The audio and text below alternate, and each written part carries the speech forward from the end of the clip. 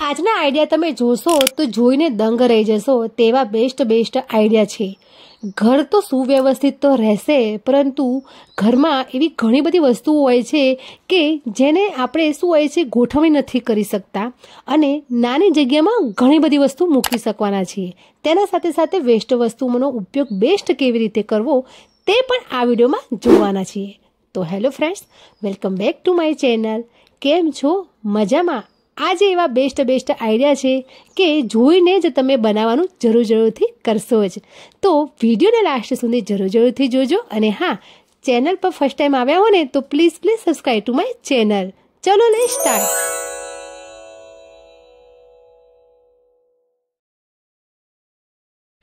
સૌ પ્રથમ તો જુઓ, આ ટાઈપના બોક્સ, પ્લાસ્ટિકના બોક્સ આપણા ઘરમાં હોય જ છે। આનામાં શું હોય છે, સ્નેક્સ આવતું હોય છે, બિસ્કિટ આવતા હોય છે, અને આમાં ડ્રાય નાસ્તો પણ આવતો હોય છે। બજારમાં ઘણા બધા આ ટાઈપના નાસ્તા મળતા હોય છે આવા બધા બોક્સમાં। તો આ ટાઈપના બોક્સ આપણે ફેંકી દેતા હોય છે, કેમ કે પતલું પ્લાસ્ટિક હોય છે, કોઈ કામમાં આવતું નથી। પરંતુ આ બોક્સ જ્યારે બંધ કરીએ છીએ તેનું સીલ ખૂબ જ મજબૂત રહેતું હોય છે। તો સૌ પ્રથમ જુઓ, મેં આ ટાઈપના બોક્સ ઉપર મેં આવી રીતે નિશાની કરી દીધી છે, અડધા ઇંચની, 4 કે 5 ઇંચની મેં લીટી કરી દીધી છે।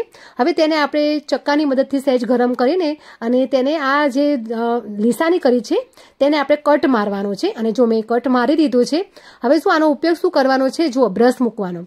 અમુક ટાઈમે કેવું હોય છે કે આપણે જ્યારે બાથરૂમમાં બ્રશ કરીને મૂકતા હોઈએ છીએ તો ખુલ્લા રહેતા હોય છે, અને તેના ઉપર શું હોય છે કે બેક્ટેરિયા છે, જમ્સ આવી જવાની શક્યતા હોય છે। આના ઉપર ગમે તે મચ્છર પણ ફરતા હોય છે, તે પણ તમે જોયેલું જ હશે। તો જો આ ટાઈપના ફેમિલીના તમે એક જ જગ્યાએ બ્રશ કરતા હોય અથવા તો અલગ અલગ બાથરૂમ હોય તો આ ટાઈપના બોક્સના 2 કે 3 આવી રીતે બોક્સ બનાવીને તમે મૂકી શકો છો। હવે એવું નથી કે એકલું બ્રશ જ મૂકી શકો છો, આની અંદર તમે સેવિંગનો સામાન મૂકી શકો છો, ફેસ વોશ મૂકી શકો છો, નાની એવી કોઈ ટૂથપેસ્ટ હોય યુઝ કરતા હોય તે પણ મૂકી શકો છો, કંઈ પણ વસ્તુ તમે આમાં મૂકી શકો છો। અને જો હું એમને બંધ કરીને બતાવું છું તો તેમાં કંઈ જ એમ કે કંઈ નડતું નથી હોતું। ને જો બ્રશને જે આપણે જે બ્રશ કરતા હોઈએ છીએ તે અંદર સેફ થઈ ગયા હોય છે, તો ધોઈને આવી રીતે તમે બંધ કરીને પણ તમે મૂકી શકો છો। અને એક જગ્યાએ મળી શકતું હોય છે, ટ્રાન્સપેરેન્ટ બોક્સ છે તો આની અંદર દેખી પણ શકાય કે કોઈ પણ ક્યાંય વસ્તુ મુકાઈ ગયેલું હોય છે। અને જો હું તેને ખોલવાની કોશિશ કરું છું તો જલ્દી ખુલતું બી નથી હોતું। તો ગમે તે કે આપણે સેટ કરીએ અથવા તો તમે એને ચોંટાડો તો પણ નીકળી શકતું નથી હોતું, અને જ્યારે પણ ઉપયોગ કરવો હોય તે આવી રીતે ખોલીને તમે લઈ શકો છો। ટિપ્સ એટલી નાની છે પરંતુ ખૂબ જ કામની ટિપ્સ છે, અને જો તમે કદાચ આ ટિપ્સનો ઉપયોગ કરશો તો આનાથી શું હોય છે કે બ્રશ તમે લોંગ ટાઈમ સુધી ચાલશે। હવે ટિપ્સ નંબર 2 જોઈશું। ઘરમાં આ ટાઈપના પ્લાસ્ટિકની જે પાઇપ હોય છે, જે તૂટી ગયેલી હોય છે, વેસ્ટ પડેલી હોય છે, પાઇપ ન હોય તો કોઈ સ્ટીક અથવા તો કોઈ લાકડાની દંડી પણ તમે લઈ શકો છો। અને આ બંને પ્લાસ્ટિકની બોટલની મદદથી આપણે કબાટમાં ઘણા બધા કપડાં આપણે મૂકી શકીશું। તે કેવી રીતે ઉપયોગ કરવાનો છે તે હું તમને બતાવું છું। સૌ પ્રથમ તો જુઓ, આ બંને પ્લાસ્ટિકની બોટલો છે તેને આગળનો ભાગ મારે જોઈએ છે, તો તે બંને આગળના ભાગ હું કટ કરી લઈશ। હું મારી ચેનલમાં દરેક વિડીયોમાં હું તમને કહું છું કે પ્લાસ્ટિકની બોટલ હોય કે ડબ્બા હોય તેને ફેંકવાના નથી, તેના ઘણા બધા આઈડિયા મારી ચેનલ પર મળી જ જશે। તો આ રીતે પ્લાસ્ટિકનો બોટલનો ઉપયોગ હું કરવાની છું। તો જો બંને ભાગ મેં કટ કરી લીધા છે। હવે એક ટૂલ બનાવવા માટે હું બંને બાજુ જે પ્લાસ્ટિકની બોટલના મેં આગળના ભાગ કટ કર્યા હતા તે હું પ્લાસ્ટિકની જે પાઇપ છે તેની આગળને બંને સાઈડે છેડે હું ચોંટાડી દઈશ। એટલે મારે એક ટૂલ તૈયાર કરવું છે કે જેની મદદથી હું ઘણા બધા કપડાં હું મૂકી શકું। તો જો આ રીતે મેં બંને બાજુ મેં પ્લાસ્ટિકની જે મેં આગળના ભાગ કટ કર્યા હતા એ બંને બાજુ મેં ચોંટાડી દીધા છે। અને આ રીતે કરશો ને તો સરસ મજાના સ્ટીક થઈ જાય છે, ચોંટી જતા હોય છે। કોઈ ગ્લુગનની મદદ નહીં, કોઈ ગુંદરની મદદ લેવાની નથી, અને આ રીતે કરશો તો ચોંટી જશે।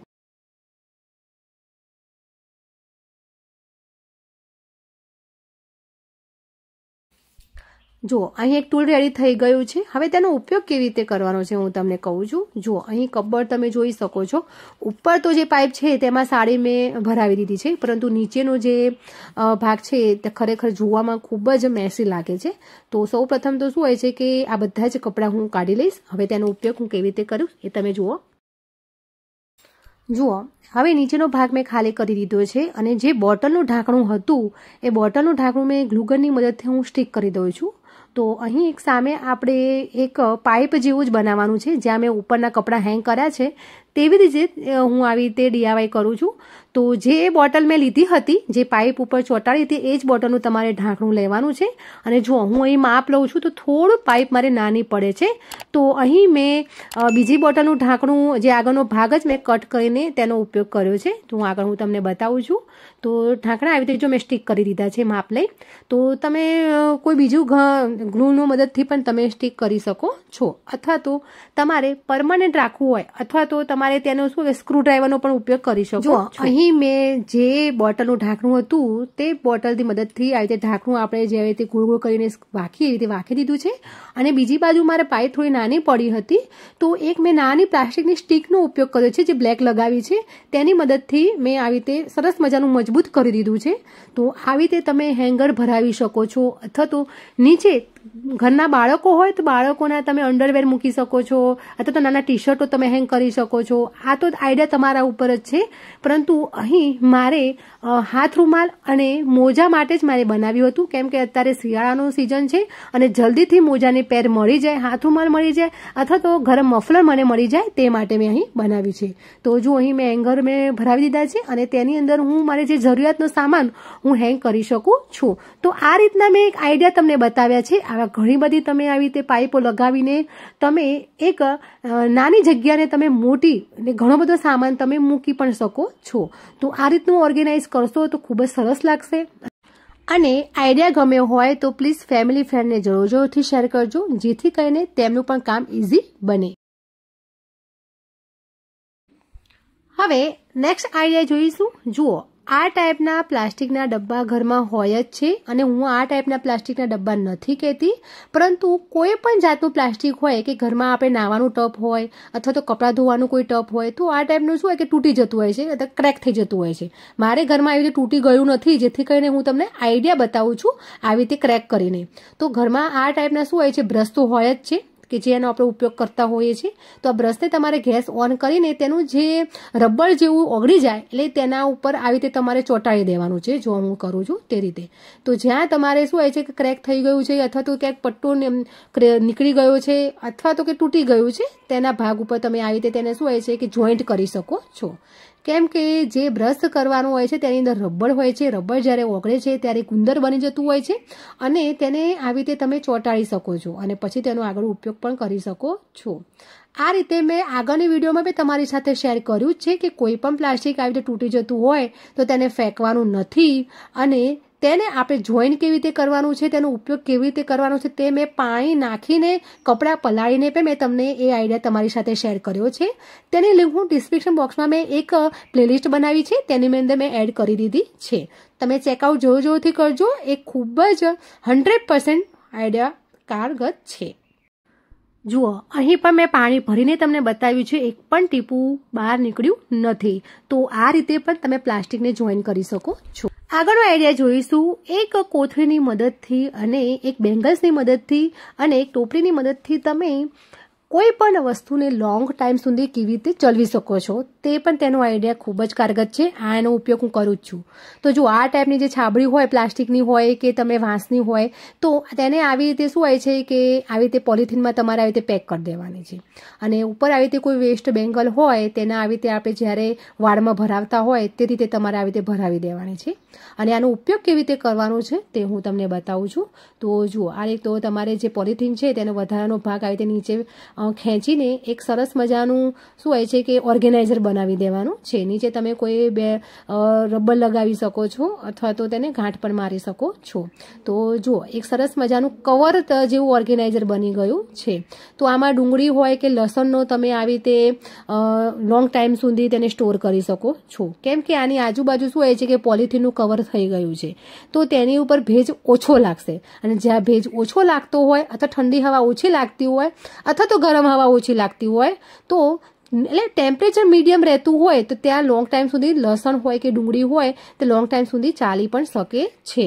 તો તેને સ્ટોર પણ કરી શકો છો. આ રીતે તમે રૂટિનમાં પણ તમે આ રીતે શું હોય છે કે લસણ લાવો ત્યારે આ રીતે તમે બનાવીને અને લોંગ ટાઈમ સુધી તમે એને લસણ ફોલીને પણ તમે આમાં સ્ટોર પણ કરી શકો છો.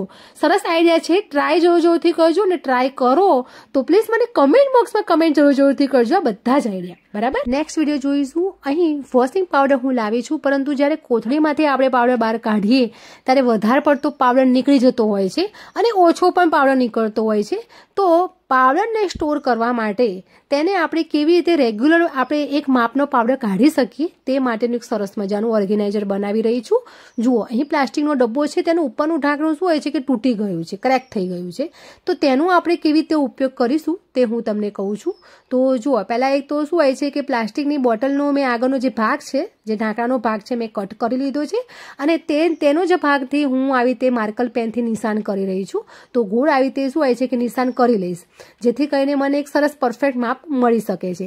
તો હવે આ જે મેં નિશાન કરી દીધું છે તેને હું ચક્કુ ગરમ કરીને એને એટલો જ નિશાનનો ભાગને હું છે ને હોલ કરી દઈશ. હવે આ હોલ કરેલું છે તેનો ઉપયોગ કેવી રીતે કરવાનો છે તે હું તમને કહું છું. તો જો આ જે પ્લાસ્ટિકની બોટલનો મેં આગળ ઢાંકણનો ભાગ મેં કટ કરી લીધો છે તે ભાગ આપણે આ હોલમાં સ્ટીક કરવાનો છે. તો અહીં હું ગ્લુગનની મદદથી હું સ્ટીક કરી લઈશ, જેથી કરીને શું હોય છે કે જે ભાગ કોઈ પણ સરસ રીતે એકદમ સ્ટીક થઈ જાય અને પણ નીકળી પણ ન શકે. તો જો અહીં મેં ગ્લુગનની મદદથી મેં ભાગ સ્ટીક પણ કરી દીધો છે અને આને આપણે એક બોટલની મદદથી પણ ઉપયોગ કરી શકીએ. ઢાંકણું ખોલી દેવાનું અને ખોલીને પછી વાંકી દેવાનું. જ્યારે આપણે પાવડરનો ઉપયોગ કરવો હોય ત્યારે આપણે ખોલીને અને તેનો માપનો પાવડર નીકળી શકે. આજુબાજુ કોઈ પાવડરના રજકણો ન નીકળે અને પરફેક્ટ આપણે પાવડર નીકળી શકે. તો આ રીતે ઉપયોગ સરસ રીતે થઈ શકે છે. તો નાની ટિપ્સ છે પરંતુ ખૂબ જ ઉપયોગી ટિપ્સ છે, કેમ કે કોઈ બિગનર્સ હોય અથવા તો કોઈ જે રોજે રેગ્યુલર કામ ન કરતું હોય અને તેને એ કામ સોંપ્યું હોય તો પણ તે કામ કરી શકે છે. તો ફ્રેન્ડ્સ, આ ટિપ્સ ગમી હોય ને તો પ્લીઝ લાઇક, શેર, સબસ્ક્રાઇબ કર્યા વગર જતા નહીં. ઓકે, આગળની ટિપ્સ જોઈશું.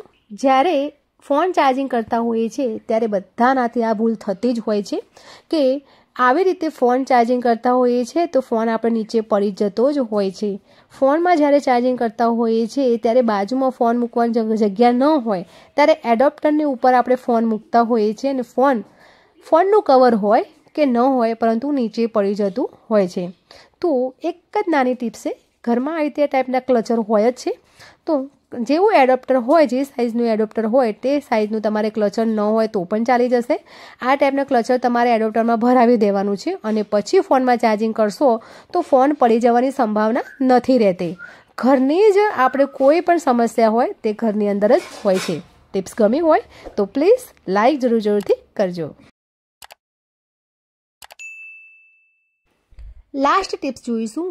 જ્યારે આપણે બહાર જવાનું હોય ત્યારે પોલિથીન લઈ જવાની થતી હોય છે અથવા તો પોલિથીનને કેવી રીતે સ્ટોર કરવી, જે એક નાનું બોક્સ અને ઘણી બધી પોલિથીન તેને સ્ટોર કેવી રીતે કરવી તેની ખરેખર ખૂબ જ સુપર ટિપ્સ છે. અને આટલા નાના પર્સમાં તમે 100થી વધારે પોલિથીન તમે લઈ જઈ શકો છો. હા ફ્રેન્ડ્સ, કોઈ મજાક નથી, પરંતુ જુઓ, હું આ પોલિથીનને ફોલ્ડ કરું છું તે તમે જોઈ શકો છો. સૌ પ્રથમ તો કોઈ પણ સાઇઝની પોલિથીન હોય તેને આવી રીતે સારી રીતે તેને શેપમાં આવી રીતે રબ કરી દેવાની છે અને તેને આ ટાઈપની એક સરખી પટ્ટીમાં તેને ફોલ્ડ કરવાની છે. બીજું કંઈ જ નથી. એક સરખી પટ્ટીમાં તમે ફોલ્ડ કરશો એટલે આપણને એક સીધી પટ્ટી આપણને મળી જશે. પછી તેને આપણે ટ્રાયેંગલ એટલે કે આપણે ત્રિકોણ આકારમાં તેને વાળવાની છે. તો પોલિથીનનો એક છેડો છે તેને આપણે એવી રીતે વાળવાનું છે જે ટ્રાયેંગલ શેપમાં આપણે આવી જાય. જો હું આ રીતે વાળું છું તે રીતે. પછી તેને ઝિગઝેગમાં એટલે તેને એકદમ ઓપોઝિટ સાઈડ આવી રીતે વાળતું જવાનું છે અને ફોલ્ડ કરતું જવાનું છે. તો એકદમ મોટી પોલિથીન હશે તે પણ એક નાના શેપમાં આવી જશે. તો જો આ રીતે હું વાળું છું તે રીતે કરશો તો ઘણી બધી પોલિથીન તમને શું હોય છે કે આ ટાઈપના પીસમાં મળી જશે.